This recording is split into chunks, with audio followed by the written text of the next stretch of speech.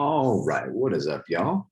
First of all, happy spring break. I'm so sorry to be interrupting your spring break with an hour on Eisenhower in the 1950s, but due to the constraints of distance learning and the struggle to get done with our content in time, we have to march ahead, and you have to spend about an hour and a half of your almost 2-week break, your 12-day break, learning a little 8-push. Right? So sorry, it's rough. So today we're going to talk about Eisenhower's America with 3 themes: Brinksmanship, which is his foreign policy approach; prosperity, which is really what's the domestic status of the mainstream status quo, as well as conformity, which is more of a cultural element of the 1950s. So the 1950s are a fascinating time. If there is a decade that our former president was referring to when he said, "Make America Great Again," the decade we can most likely aspire that statement to is the 1950s, right? Because the standard of living is increasing at such a great rate, because America is conforming to a mainstream culture that celebrates God, uniformity, and not upsetting the status quo. So it's helpful to contextualize that, looking back on the 1950s as a time in which a lot of people would like to return to. But it's also really important for us as history students, as students of America's past, to really examine that and figure out like who the 1950s actually were great for. So we'll do some of that today, but we'll start with the Cold War elements, the foreign policy stuff, and then we'll get into the domestic elements as well. This is our outline for today. Please make sure you are ready to discuss all 5 of these things in some detail. First, Eisenhower's Cold War, as he picks up from Truman at the end of the 1940s into the early 1950s.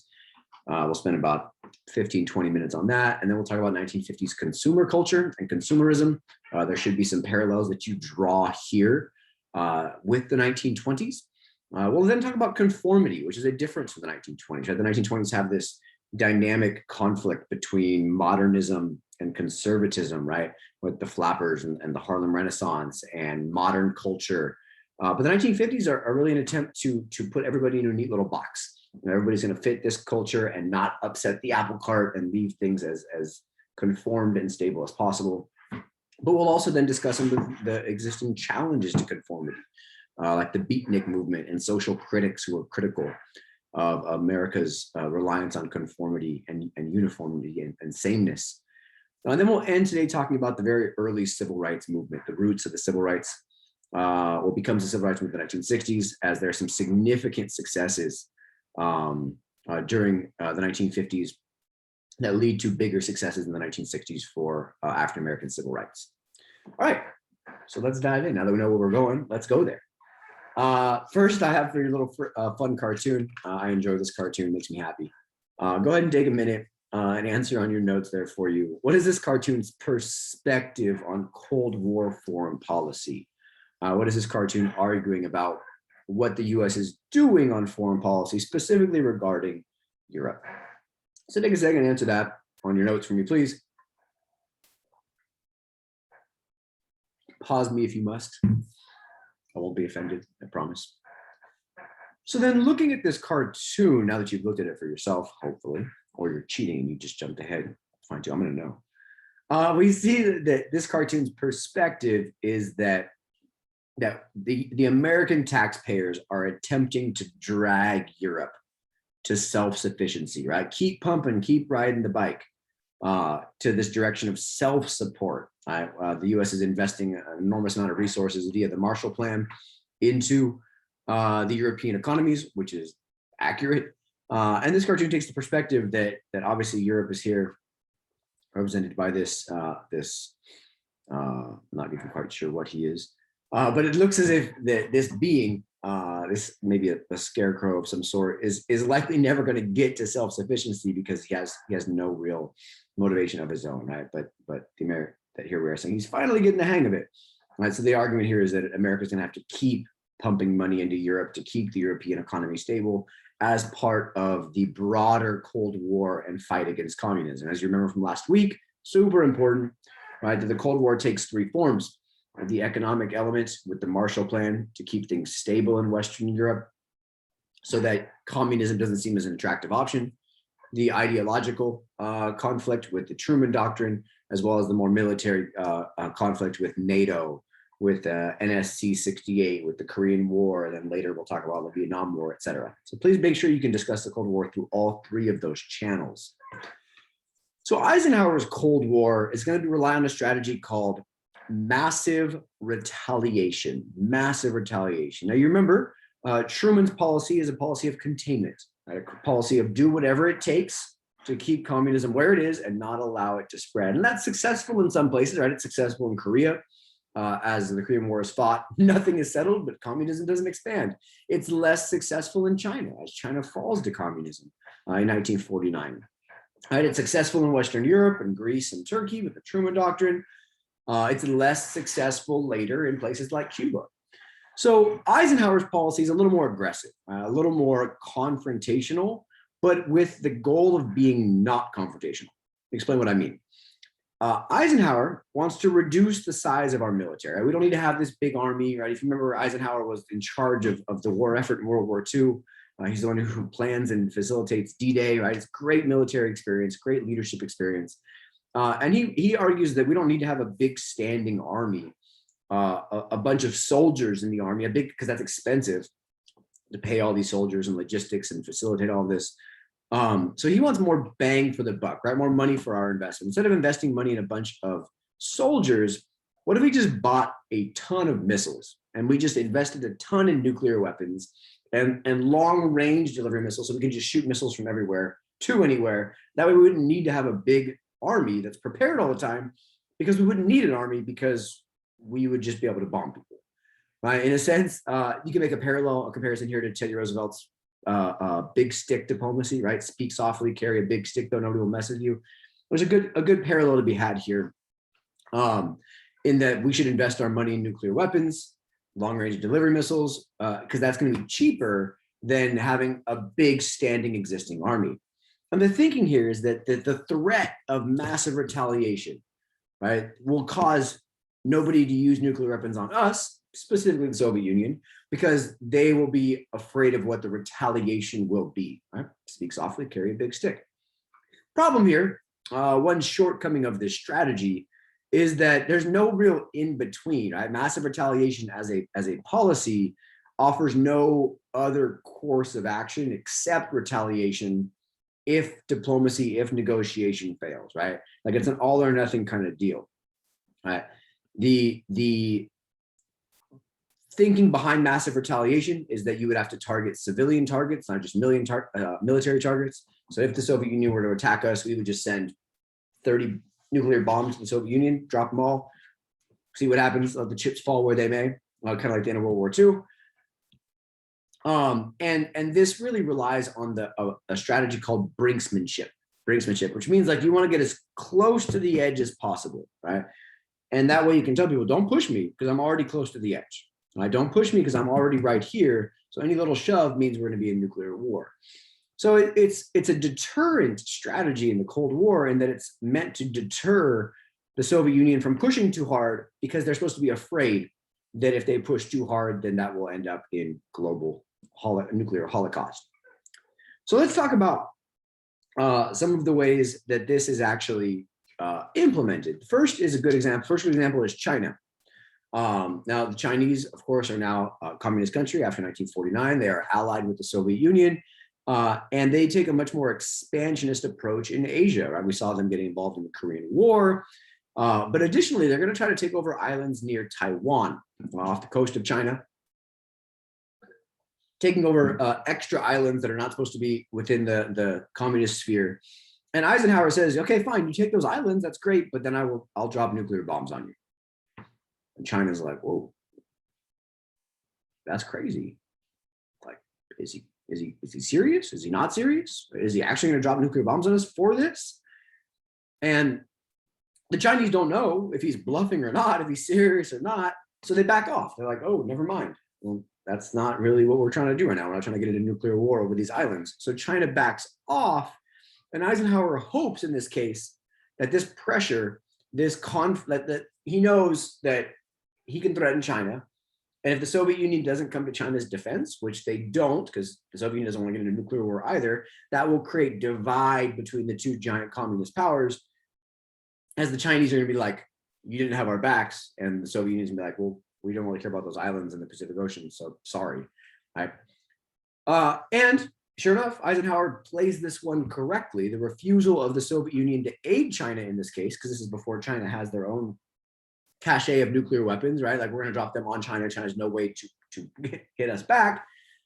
Does in fact begin to lead to a rift or a divide between Russia and China by the end of the 1950s, which is quite helpful to the global context of the Cold War. Next good example deals with the Suez Canal, which, if you look at the news right now, is currently blocked. Something like 20% of the entire world's global commerce goes through the Suez Canal, and the Suez Canal is currently blocked because a boat got drifted sideways and they can't get it out. So go figure, the Suez Canal is back in the news. But at the time, the Suez Canal gets nationalized. We talk a lot about the nationalization of things, right? Some critics of FDR wanted him to nationalize the banks, have the federal government take over the banks as their own, as a more extreme, farther liberal move than what he does with regulation of the banks in between.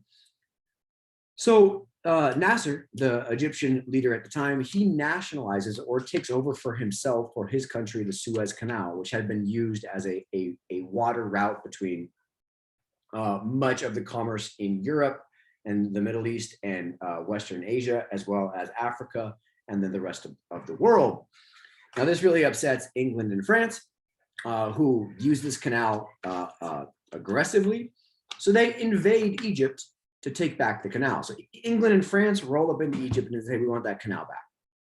Now, this is part of the decolonization movement, right? As Egypt's trying to decolonize themselves and their region from British control, French control, etc. And that, like them invading Egypt, pisses off the USSR, right? Because the USSR wants to support Egypt in their nationalization, because that is then in line with like the communist approach to running a state. So the USSR is about to get involved in Egypt as well on behalf of Egypt and their nationalization campaign. And Eisenhower does not want that happening. So he threatens the USSR to attack them with nuclear war if they get involved. So he gets the USSR off, gets the Soviet Union out of Egypt. And then he also threatens England and France and says, you guys, you've caused enough trouble in this region. Leave this alone. We'll take care of it. So England, France, and the USSR all leave Egypt, because Eisenhower has the bargaining chips, right? He can threaten England and France with military funding and resource funding because they're broke, the Marshall Plan, right? He can threaten them, get them out of Egypt. He can threaten the USSR with nuclear war, get them out of Egypt. And what that leaves, actually, which is going to have huge ramifications for the next 70 years up to today, is the US as the geopolitical leader in the Middle East, the US as really the police power, the military kind of chieftain, if you will, of the Middle East, which is going to cause us a lot of problems down the road in places like Iran, places like Iraq, places like Afghanistan. So like some of the Middle Eastern conflicts we see today that are called in our modern society, like the endless wars in the Middle East, really have roots back here in the 1950s. Eisenhower says, if those fellows, meaning the Soviet Union, start something, we may have to hit them. And if necessary, we'll hit them with everything in the bucket. We'll just drop everything we have in the Soviet Union if they want to play this game. So those are two good examples of brinksmanship in action.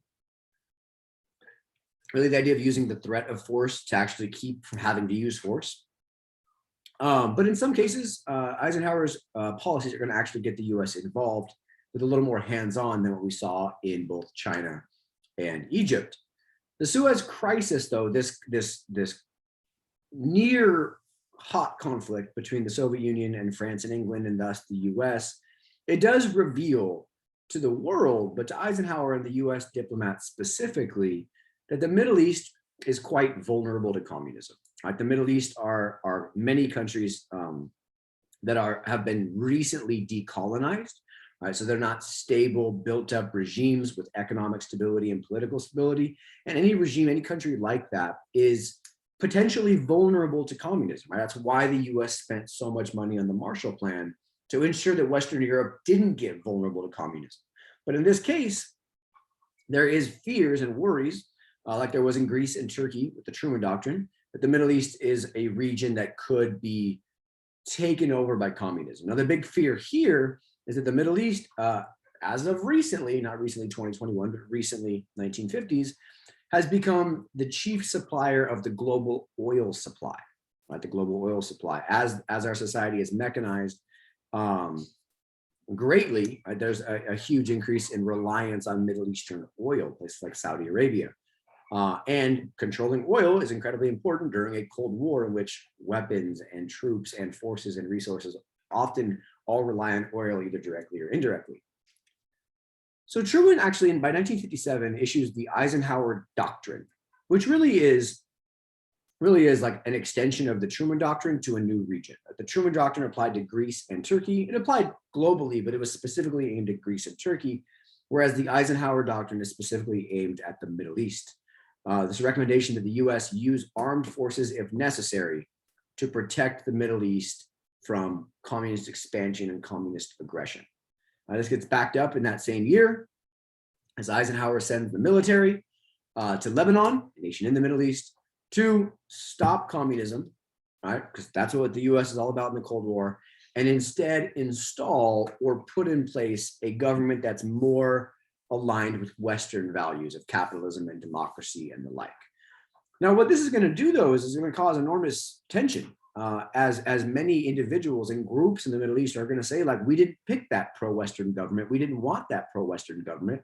So this is going to lead to a lot of anti-US sentiment in the Middle East, and then later in Latin America, as the US is propping up regimes, propping up governments that are potentially terrible governments, but propping them up simply because they are loyal to the US ideology and the US way of life and thus not communist. Much like the Roosevelt corollary to the Monroe Doctrine in Latin America, right, or the Truman Doctrine in Greece and Turkey, the US is continuing this growth of influence as a police power in new parts of the world. So more and more the US is getting themselves involved, getting their hands on as a police power, as a regulatory presence in other places. Right? We've seen it in Latin America during imperialism. We saw it in Greece and Turkey under the Truman Doctrine. Now we're seeing it in the Middle East as well. Now, behind the scenes, Eisenhower is also going to use covert actions, the new organization of the CIA, which is formed by NSC 68 under Truman's administration. If you're unfamiliar, if you don't remember that, go back and review that video because it's helpful. The Eisenhower administration and then after him, the Kennedy administration are both going to use covert CIA acts to expand US control elsewhere, right? Using basically spies, using secret US agents to manipulate foreign policy to ensure that nations are doing things that are beneficial to what the US wants them to do. Three good examples, 1953, Eisenhower's first year in office, the CIA is going to work to create a coup, engineer a coup that overthrows Mohammad Mossadegh in Iran, the Iranian ruler, for getting a little too friendly with communism, a little too aligned with the Soviet Union.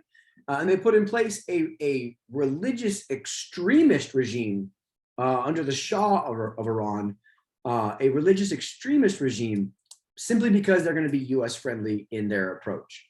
Now, this is going to, again, lead to incredible anti-US sentiment in Iran that we'll circle back to in the 1970s with what we call the Iranian hostage crisis. So this is going to come back to bite the US in the ass.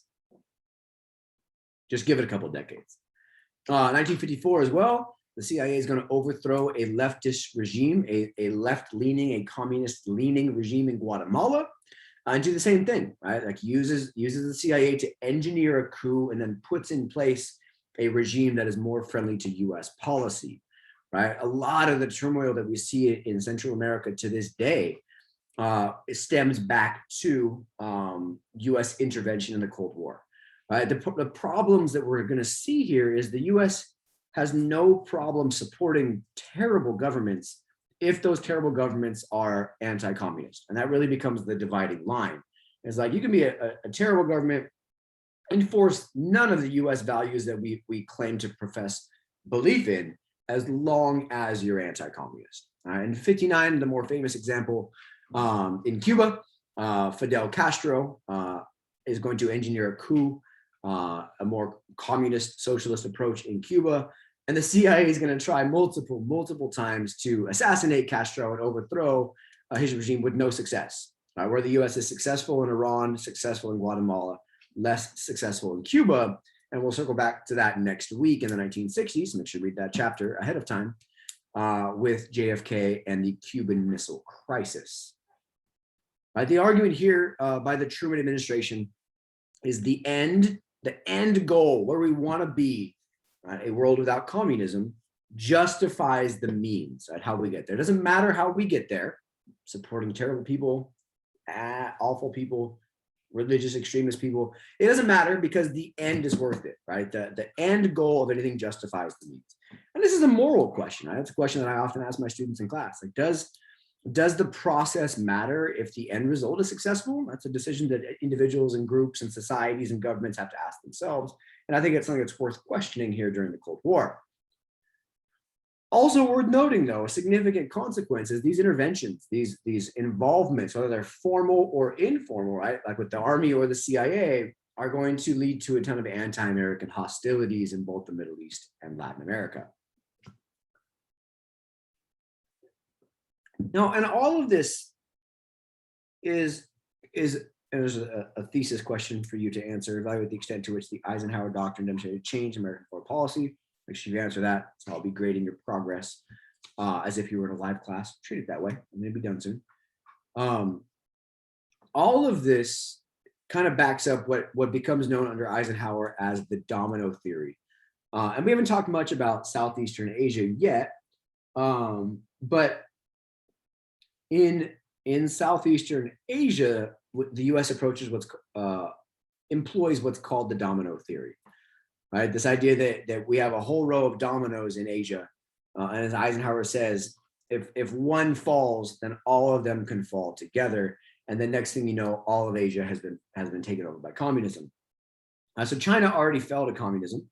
North Korea is already communist, right? The Korean War is supposed to decide that. It doesn't. It splits it north and south. North Korea being under communist control, South Korea not. Right, then you can see the fear of what comes next, right? If we let Vietnam fall, right? Vietnam falls to communism.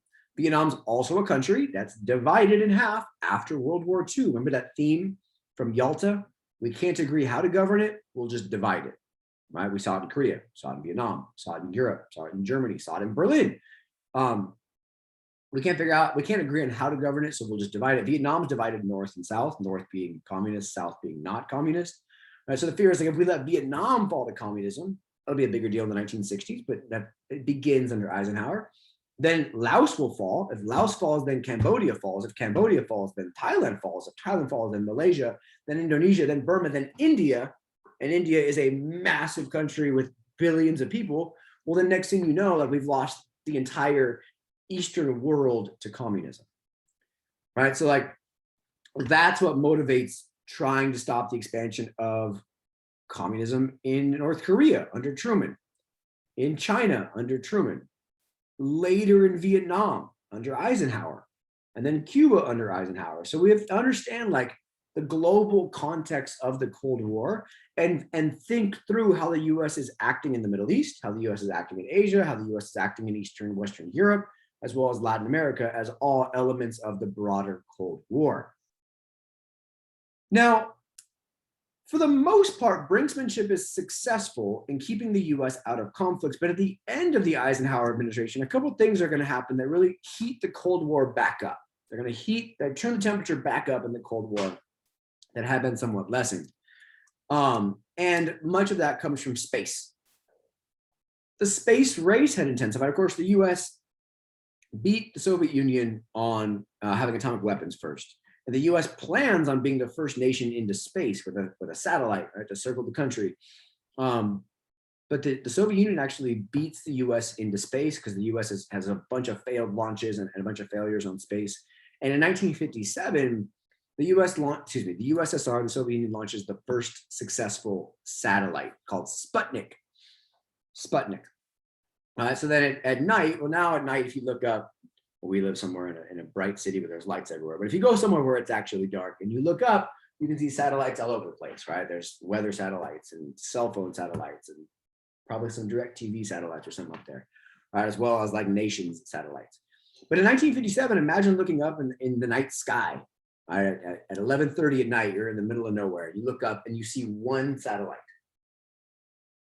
and there's only one in the sky because of the Soviet Union's the only nation that's launched a satellite, the fear that might create with like, oh my God, now the Soviet Union can like watch what we're doing and take pictures and see what's happening and spy on the US. And we have no recourse. We have no way to get them back because they're the only country in space. And we're down here on the earth like a bunch of freaking losers. This leads to fear though, that the Soviet Union is leading the race to create the next element of Cold War military conflict, Cold War arms race, which is intercontinental ballistic missiles, ICBMs. Right? Missiles that will act like a satellite that you launch, right? And then you use science and data to have it come out of space and hit wherever it needs to hit, right? This fear. So the US responds by ramping up its plans to build these missiles and these submarines that can do the same thing. So like this, the Soviet Union beating the US into space heats back up the space race as well as the arms race that comes with the Cold War. The US responds quite aggressively by creating NASA, still exists today, the National Aeronautics and Space Administration, to get ourselves into space as well. And also creates the National Defense Education Act, right? Using education, using our kids' knowledge as a way to better our defenses, right? Smarter kids mean smarter adults mean better technology means better job in the Cold War. The NDEA is created to promote math, science, and technology education so that we don't fall behind the Soviet Union in these attempts to get into space. Right, Khrushchev, Nikita Khrushchev, the leader of the Soviet Union at the time, he uses Sputnik to kind of embarrass the US, right? He says after getting the satellite into space, we will bury you. Your grandchildren will live under communism. We're the first ones in space, like it's only a matter of time now.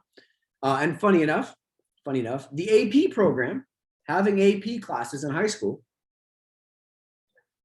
is a direct result of the NDEA, right? The idea of creating advanced classes that are college level classes for high schoolers. The AP program comes out of this National Defense Education Act. So while you are doing homework on spring break, you can blame the Cold War. Now, it is Khrushchev's fault.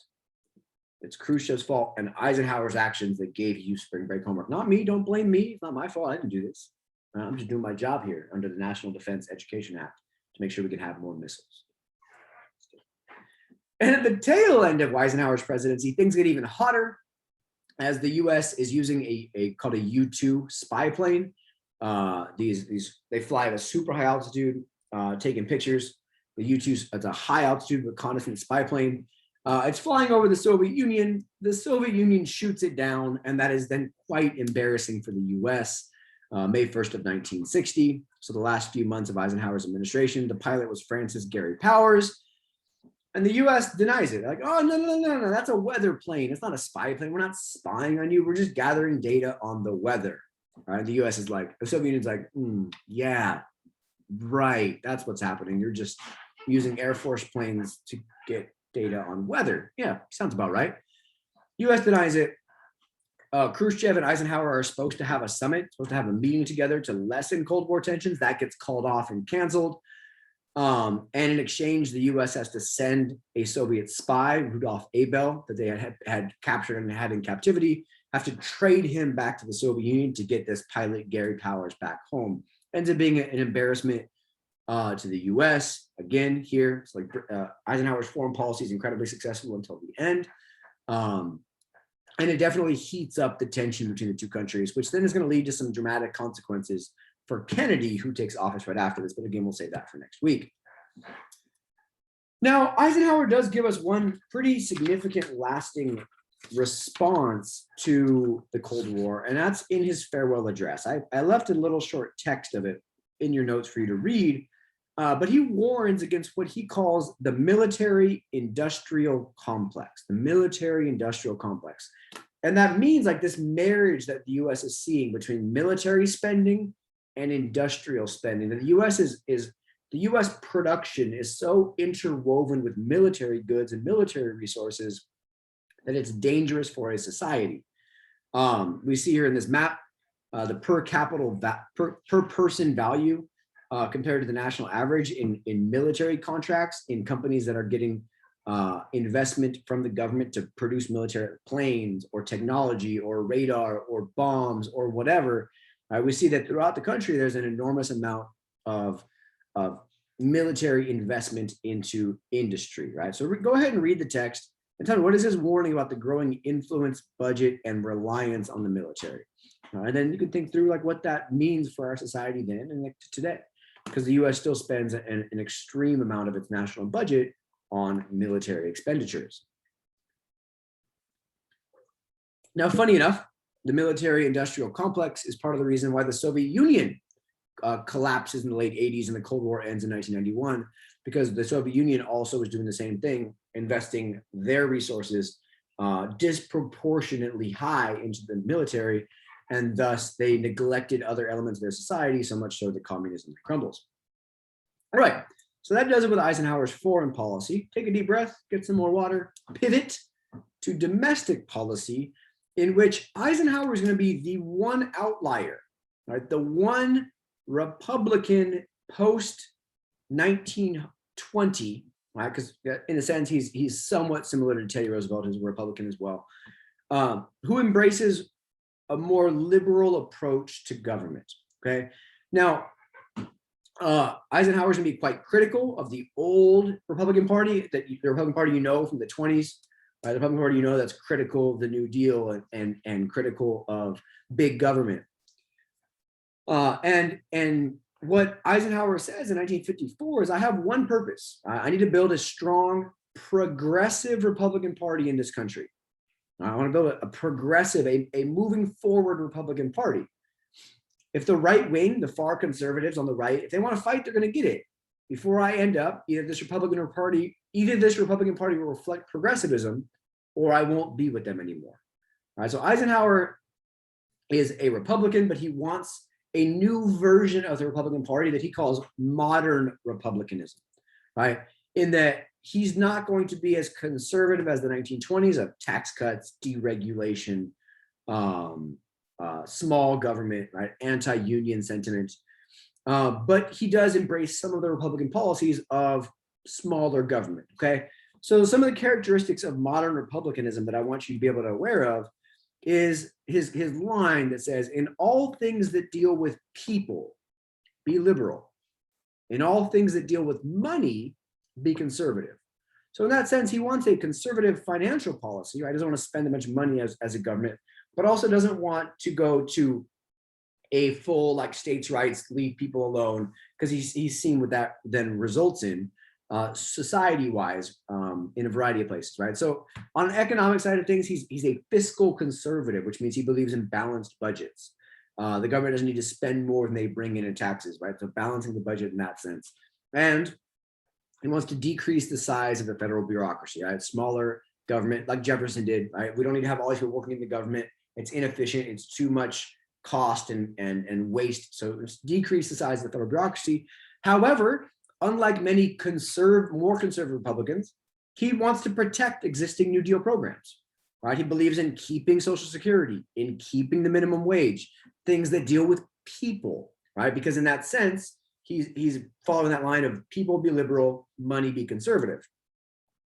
He also, in some senses, grows the size of the government by creating the health department, the education department, and the welfare department. He enacts public housing that we began seeing under Truman to address the needs of urban living. He also promotes labor protections. That's something that Republicans haven't done in the 20s or before, right? We talked about just last week, Republicans in Congress passing the Taft-Hartley Act, which overturned the Wagner Act, right? Being anti-labor. Eisenhower is more pro-labor, more pro-collective bargaining. He promotes national funding for education, something that traditional Republicans would not have been in favor of with the National Defense Education Act. And Eisenhower is much more welcoming of refugees who are escaping communist regime, a policy that I think stems back to his experience overseas in World War II. And he also is the president that oversees the funding of and building of the interstate highway system, right? Here we are again, using the national government to build infrastructure, which is something that traditionally we would not have seen out of the 20th century Republican Party. So this is the idea of modern republicanism. It's a way to embrace smaller government without embracing the restrictions of social programs that would come normally with smaller government. So the best example of modern republicanism is the interstate highway system, because it kind of hits all the elements of this program. The Highway Act of 1956 is going to end up creating 41,000 miles of highway divided, right? There's a area in the middle, so you can go both ways on the highway that connects major cities across the country. Now, that sounds like a big government expenditure and a big program and a big project, so probably something that Republicans don't want to pay for. That's kind of the way it works. But these highways are going to be really good for America. They're going to promote interstate trade, economic interconnectivity of the country, vacation travel. The interstate highway system basically invents the road trip, which is now a very American way of vacationing. I love a road trip. I love getting in the car and driving somewhere far away. My wife hates it because she doesn't want to be in the car that long. I don't blame her. So maybe I'll just go on road trips by myself. Doesn't sound like a good idea either, actually. But the interstate highway system also supports national defense because it allows our missile systems and our military infrastructure to be moved around the country as well. Now, the thing that makes it Republican instead of liberal is that it's paid for through taxes, right? It's paid for not through the federal government taxing everybody, because a tax increase is not a Republican way of doing things, but instead taxing gas, taxing tire sales, taxing cars, so that people who are going to use it by buying car stuff, gas, tires, and cars, are then paying for it with their tax dollars, right? So in a sense, it's more of a direct tax that's targeting the users of the highway system instead of taxing all or taxing big business, would have been not the Republican way of doing things.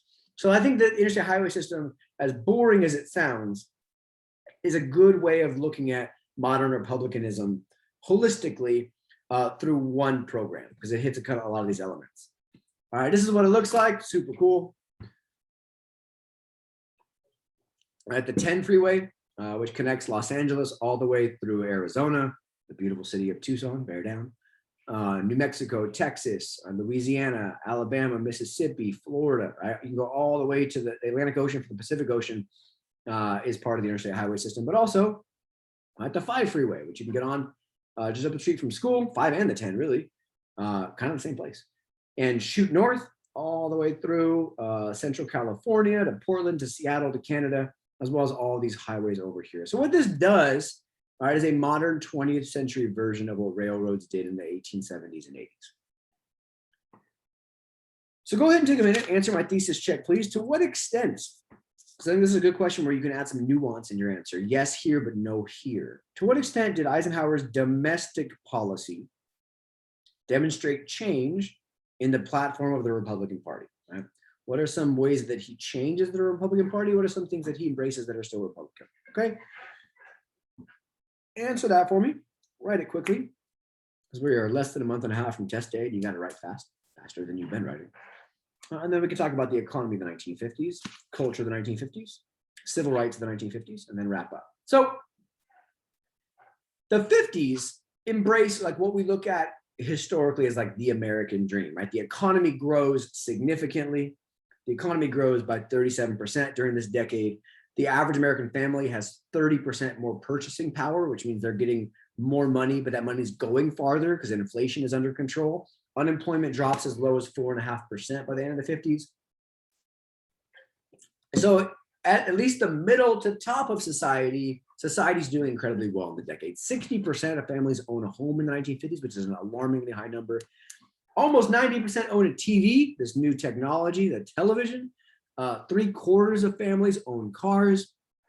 And 60% of the population is considered middle class. Right? This is not a Gilded Age-esque situation in which only the top are benefiting. No, like the middle class benefits in the 1950s are real. This doesn't mean that everybody's rich in the 1950s or everybody's comfortable in the 1950s, but it does mean that prosperity is a real, accurate way to represent a good chunk of American society in the 1950s. Now, this post-war boom in the economy is caused by a few things. Like the 1920s, it's caused by a desire for consumer goods. What's different, though, is the US really wants consumer goods because they couldn't have them in the 1930s because of the Great Depression, and they couldn't have them in the 1940s because consumer goods weren't being produced because of the war. So there's a long pent-up amount of like savings and a lack of being able to buy things that leads to a huge consumer boom in the 1930s and 40s. It's also fueled by government spending. Right? The government's spending so much money on the Cold War, that's creating jobs, that's creating investment, that's putting money in people's pockets because of this military industrial complex. And it's also caused by a baby boom. Americans after World War II are having a ton of babies. And Americans are having fewer babies during the Great Depression because they're depressed. And they're having fewer babies during World War II because it's World War II. Thus, after the 1950s, we see the baby boom. So much so that now this generation is called the boomers, which often get made fun of online. I'm sure you've seen many good jokes. It was a good line for about 6 months ago, right? Okay, boomer. But that is, in fact, the baby boomers who are born in the 1950s and then now today make up a big chunk of our society that are now in their late 60s and early 70s.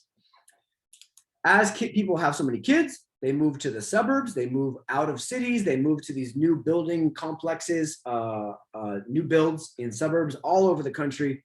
And that's going to lead to demand for more consumer goods because you buy a new house, you need a new appliance, you need a new car, you need to keep up with your neighbors. And all that's going to fuel this affluence, this richness of the 1950s.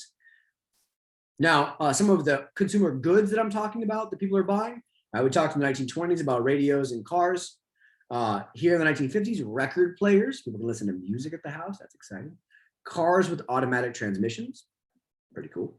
TVs, filtered cigarettes, check us out, right? Giving lung cancer away as a consumer good, and refrigerators. But this affluence, this richness also leads to conformity, as everybody's like kind of similar to the 20s, but a little more conformist. Everyone's wanted to buy the same car as their neighbor, wanted to buy the same TV, wanted to buy the same goods. And because America's so resistant to things that are outside the norm, because outside the norm might be communism, right? Keeping in mind that this comes right in the shadow of the Second Red Scare, Americans are very eager to conform, to fit themselves in a nice little pretty American dream box. All right, the spending we're talking about, the Marshall Plan, right? The Korean War, as well as the military industrial investment. And it's quite notable that the American economy does in fact grow from the worst economic downturn in the country's history to the highest standard of living in world history in just one generation. People that are 30 years old in the 50s were 10 years old during the Great Depression, right? From your childhood in the Depression to your early adulthood in the highest standard of living in world history to that point is a pretty remarkable shift. With this, though, comes some pretty significant population changes that I want you to be aware of. Like College Board loves the Sun Belt. It's been on the test numerous times. As America, as always, is going to have internal migration. Right? We've talked a lot about like the Great Migration, right? African Americans north and west. We've talked about urbanization. But we're going to see kind of the opposite happening beginning in the 1950s with the growth of what's called the Sun Belt, right? Which is this is the Sun Belt, the southern and western parts of the United States where it is warmer, hence the name Sun Belt. As Americans are moving south, that's a new one, and moving west, that's not a new one, in large numbers for a couple reasons that I want you to be aware of for all of them, because internal migrations is an important theme in this class. First, lower taxes. Most of these states at the time are Republican controlled. These states later so. But even the Southern Democrats that we talked about last week are states' rights Democrats, so smaller taxes, smaller central government. And these states grow at a rate faster than the national average for the next 50 years as people are moving, but also not so much people are moving because people are going to move anyway. Industries are moving, factories are moving southward and westward because of lower taxes, warmer weather, so they can produce and be happier all year round. Defense industries, as we talked about this as one of the consequences of World War II, in that there's more investment in military bases and production in the South and the West because of the weather. And right to work states, which are states that are not as friendly to labor unions. So industries are going to move there because they don't have to worry about dealing with labor unions.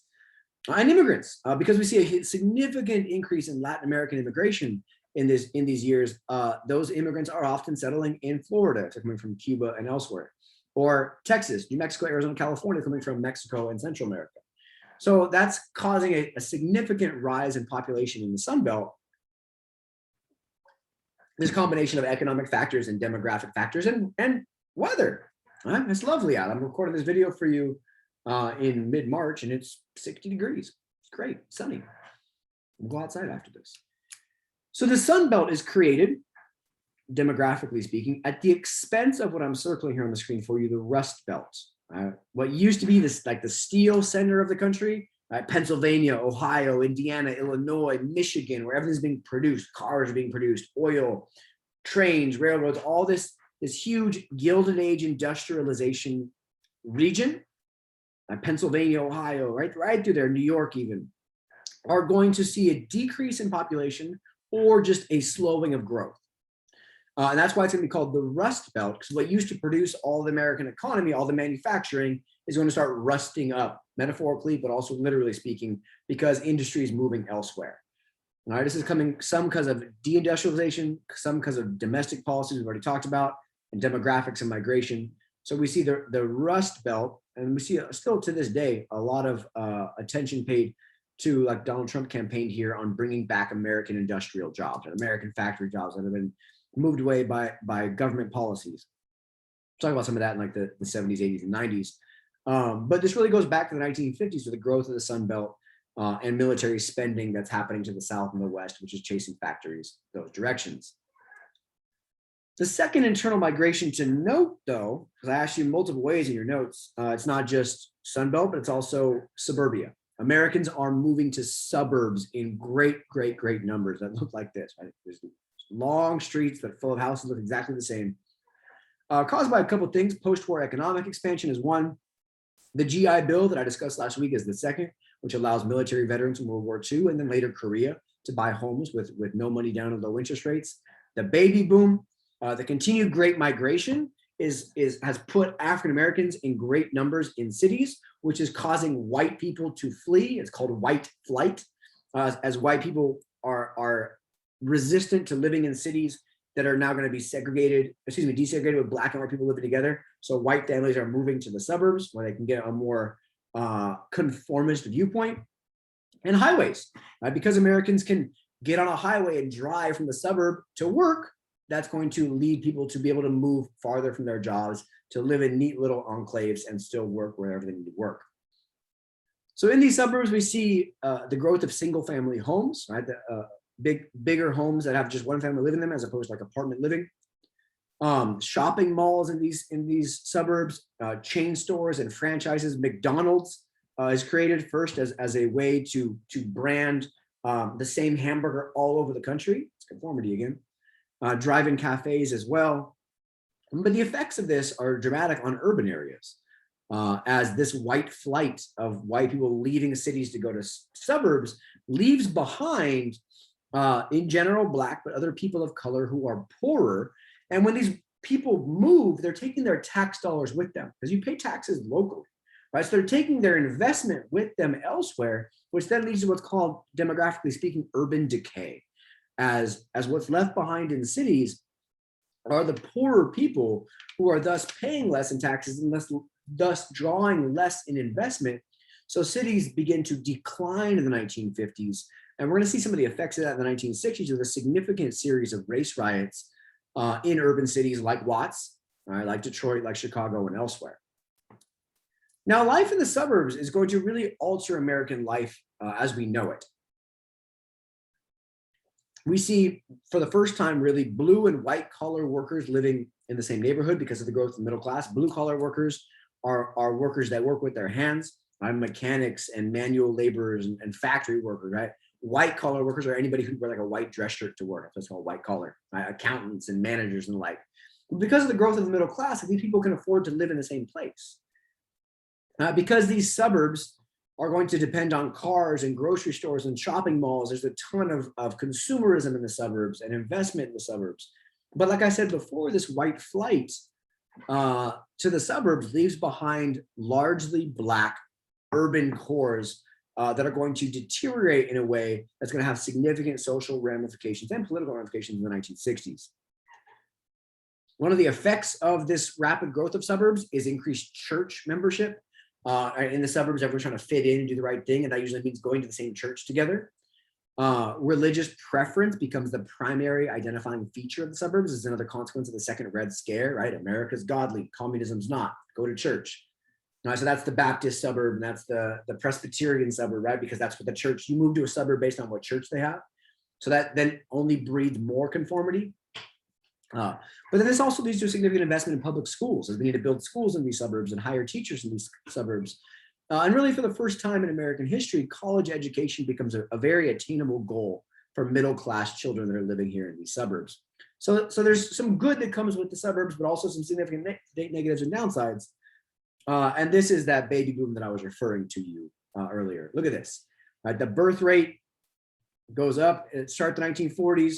It dips as World War II ends. And then from 1945 really to the early 1960s, you see a significant rise in the birth rate, which is why this is called the baby boom, the baby boom generation, as everybody's having a lot of kids. Right? Life is good. America's lived through two big crises between Great Depression and World War II. And now we're ready to have a bunch of families. But this baby boom is going to lead to kind of a return to the expectation for women's roles. We talked in World War II about women embracing new social roles, new exciting opportunities, right? I showed you that woman who worked at Boeing who's like, I can never go back to the way things were.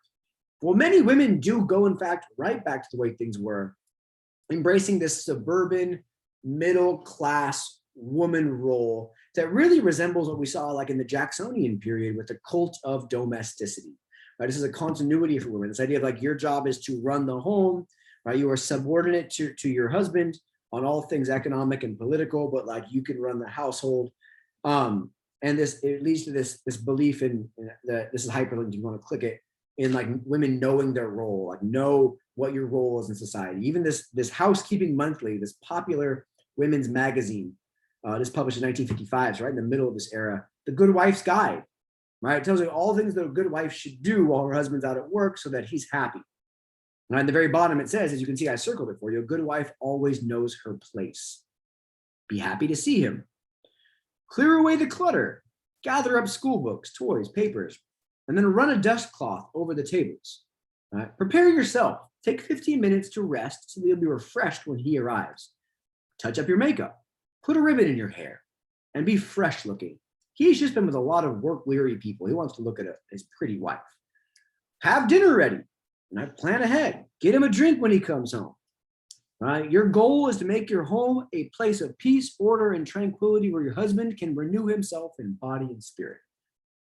Right? So I often have kids read this in class. I'm sorry we're not in class to read this because it's quite infuriating for many people, as it should be. But this is the expectation for middle-class women in the suburbs is they stay home, they do all these things in the house to make sure that their husband is happy, because that's priority number one. That's not the norm for everybody, though, as there are some increased employment opportunities, as 40% of women in the 1950s do hold a job. But in general, those jobs are secretarial work and the type of work that we think of in the era as reserved for women. Now, TV in the 1950s plays a big role in conveying culture. TV is going to replace radio as the most important conveyor of American culture, which very famous shows today like I Love Lucy and the Milton Berle Show, which are classics. As I said, TV is going to replace print culture, and I think America is the worst for it, as now we don't rely enough on print culture. But print culture and radio as the primary conveyor and communicator of American consumer culture. So all told, what this leads us to is a conformist and a conservative society. Right, here we have I Love Lucy. Right, she and her husband are sleeping in separate beds because they can't show them sleeping in the same bed on TV because that would be scandalous. But the 1950s are a very conservative era, socially, culturally, as well as very conformist. Everybody wants to fit and stay nice in a little box. Right, it's caused by a couple things: New Deal politics, but the Cold War, communism, the materialism of the era, as well as the baby boom and suburbia when everybody's just trying to fit in with all their neighbors. So the 1950s gives us some very clear social mores, very traditional gender roles. The man goes to work, the woman cooks dinner and takes care of the kids. Right? Respect for authority, because not respecting authority sounds communist. And the 1950s culture is very anti-perversion, right? Anti-pornography, anti-premarital sex, we saw rise in the 1920s, anti-drugs, etc. And we see it, because of all this, a huge increase in church membership. From 50% of Americans in 1950 to 70% in 1960s. It's a very religious, Christian grounded decade. One of the reasons, again, why we consider this as the decade of the great in Make America Great Again. Because who's it great for? This. Even our politics get more religious, as I talked about last week. The addition of Under God to the Pledge of Allegiance and In God We Trust on our money. And Billy Graham was one of the biggest celebrities of the era as a celebrity evangelical preacher, and arguing again that the goal is to be pure in practice, in thought, in actions, to please God and thus society as a whole. Now, there are some critics of suburban consumer conformist culture, right? Everybody buying the same thing and living the same life. There's some good critics that I'd like for you to know. William White is going to publish a book called The Organized Man, and David Reisman publishes The Lonely Crowd, which criticizes the way Americans are conforming to social pressures just to fit in. Maybe the more significant example is Jack Kerouac, and the Beat movement becomes known as the Beatniks. Is the most well-known and structured, so to speak, if we can put some labels on it, counterculture that refuses to aspire to the conformity of the culture of the 1950s. Right, the Beatniks is going to grow into the counterculture and the hippies of the 1960s, in that they're critical of consumer society, of having your identity be based on like how you dress and what car you drive, etc. And in that sense, they're going to be kind of actually quite similar to the 1840s with the Transcendentalists and our good old boy Henry David Thoreau and Ralph Waldo Emerson. These beats are going to be inspired by the Zen Buddhist state of inner grace, which is called beatitude, hence the beat movement. The idea of like getting your satisfaction, getting your happiness from inside, not outside, thus very critical of this conformist culture. And again, this gives rise to the next decade's counterculture reactionaries of the New Left and a variety of other examples. Other critics we should note, I already told you about The Organization Man, which criticizes conformity. David Reisman, which criticizes the crowd for neglecting the lonely person who wants to do their own thing. And maybe two more way more influential books that are going to come up later, so make sure you're aware of them. John Kenneth Galbraith publishes The Affluent Society, which is very much similar. There's all these continuities in April's, you got to just know them all. Very much similar to how the other half lives, right? And that like, yeah, our society is affluent, but what are we neglecting? What are we leaving behind? And who are we leaving behind? His criticism is that we've gotten rich, fat, and happy, but we haven't addressed social issues. We haven't addressed the common good. Everybody's just doing their own thing for their own selfish reasons. And we've built this society on this fabric that is in a sense broken in the way that it is woven. This book is going to be incredibly influential on our next two presidents, John F. Kennedy and Lyndon Baines Johnson, who are often used their acronyms for their names, which is quite helpful in your writing. JFK and LBJ, not LeBron James, Lyndon Baines Johnson, the original #1 LBJ. And this book is very critical of U.S. The way the U.S. economy is being driven by individualism and getting rich for yourself at the neglect of social issues, common good. And the other book, also quite similar to How the Other Half Lives, is Michael Harrington's The Other America, which even sounds like How the Other Half Lives, who's going to criticize America as being so excited about our suburb success that we are ignoring rural poverty, right, with urban decay and these urban cores that are being left behind, as well as rural poverty. And the poorest areas in America aren't in cities at this time, and today they're in places, rural places like West Virginia and the Rust Belt, where the jobs have left, and what's left behind is just not prosperity at all. So it's important that we think about the 1950s, like who's being successful, who are we celebrating in this mainstream culture, and also who's being left behind. Now, the last thing we have to do is talk civil rights in the 1950s. We often associate the 1950s with the 1960s with civil rights, but really the roots happen in the 1950s, which is important. Now, look at education in the US prior to 1954, right? Red being segregation is required, right? The entire South, every slaveholding state has educational segregation required. Our green states have educational segregation forbidden. Our yellow states have no legislation on it at all, let the schools decide for themselves, and the blue states have optional or limited segregation. So this looks a hell of a lot like a slavery map in 1860, and that's really one of the legacies of the Jim Crow era in the South is segregated education. I would go back to 1896 and the Plessy versus Ferguson decision, separate but equal, really gives rise to segregated education as well as segregated society. throughout the South. And this is not to say that the North is not racist. That's not what I'm saying at all. It's not what I've ever said. But in terms of school segregation, this is the demographics that we're looking at. Now, 1954 gives us in my opinion, the biggest turning point in civil rights since Reconstruction. And that's the court case decision Brown versus Board of Education. Brown versus Board of Education. And what that does is it rules that school segregation, based on this doctrine, we conclude that in the field of public education, I'm highlighting it for you, the doctrine of separate but equal has no place. Separate educational facilities to separate based on race is inherently unequal. Therefore, by using the 14th Amendment, back to Reconstruction, the Equal Protection Clause, that everybody in America has the right to have the law protect them all equally, separate but equal has to be unconstitutional. So what gets done by what will soon become referred to as the Warren Court, which you'll read about in your next chapter, 1960s, the Warren Court, led by Chief Justice Earl Warren, is going to significantly advance the cause of civil rights by, in a sense, in this court case, overturning Plessy versus Ferguson in education. And that creates precedent that allows civil rights activists to then get get Plessy versus Ferguson separate but equal overturned in other arenas as well. The following year, Brown versus Board 2 also gets ruled, which urges that the southern states have to speed up. You have to desegregate your schools and the wording with all deliberate speed.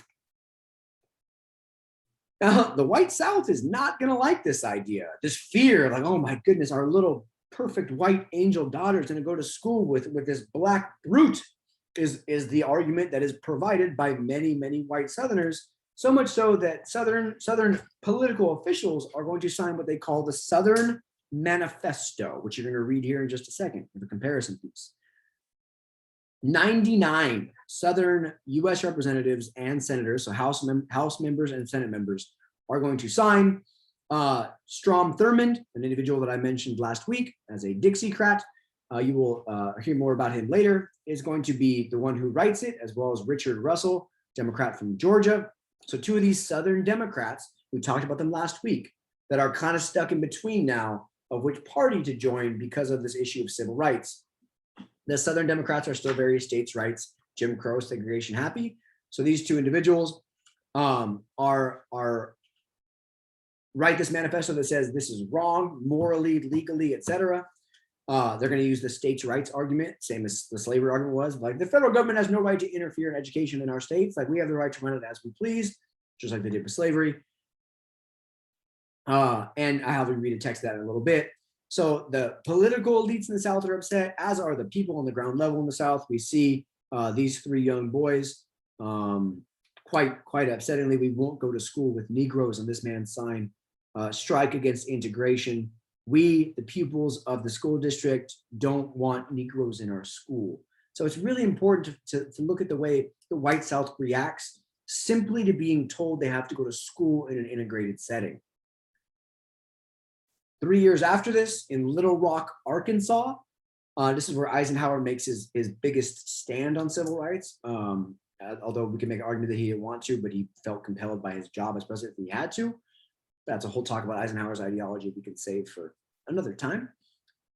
In the very, very, very famous example of the Little Rock Nine, the governor of Arkansas, when Little Rock is enrolling their first Black students at Central High, the governor sends the Arkansas National Guard, the Arkansas militia, basically, to keep these Black kids from coming into the school. And of course they will be. That's nine Black students against the National Guard and an angry white mob. So the school does not get integrated. Right? This then forces Eisenhower's hand, right? Because he needs to make sure that a state abides by a national court decision, Brown versus Board. So he federalizes, he takes over the Arkansas National Guard. He sends the 101st Airborne Division of the military to force integration. It's a pretty significant stand from a man. We talked about Truman last week and his roots in the South, in the segregation supportive South, and him still embracing civil rights. This is then a next big step for another president with Southern roots, raised in Texas, still upholding civil rights in a meaningful manner by forcing the school to integrate by using the U.S. military. So the last thing you'll do is read the text comparison from Earl Warren's ruling on Brown versus Board and the South's reaction on Brown versus Board to compare the two. And then your thesis assessment for the end is to compare the 20s and 50s economically and socially, accounting for similarities and differences. I'm going to continue building in prompts that ask you to compare things over time, because now we're almost done with the content, and it's important that we be able to contextualize all of these things we're learning as interconnected, not just weekly bubbles. All right, so really putting it together, the four big elements of 1950s life is suburban growth, right? Baby boom, demand for goods, highways, affordable homes, people are buying homes, home ownership is up, but that then leads to conformity. All right. In politics, we have political conservatism, but also some social modernism. Equal rights remain a problem because of the beginnings of what we call the civil rights movement, and also the fear and anxiety that comes with the space race and Sputnik and the like. Unequal opportunities is a big element of the 1950s. The urban areas fall into decay. There's significant prejudice and discrimination and resistance to integration. But we begin seeing organized resistance by organizations and individuals to fight for civil rights. That's going to yield much more positive fruit in the 1960s. And popular culture, right? Rock and roll and jazz are going to be part of the mainstream culture. The beat movement is going to reject conformity. Consumerism is a big part of our culture. And TV, on all these TV shows, we're seeing portrayed a very idealized white America. Conclusions, by 1960, the American people are more optimistic. It's been, for a good chunk of America, a very good decade. Americans are no longer afraid of another return to the Great Depression.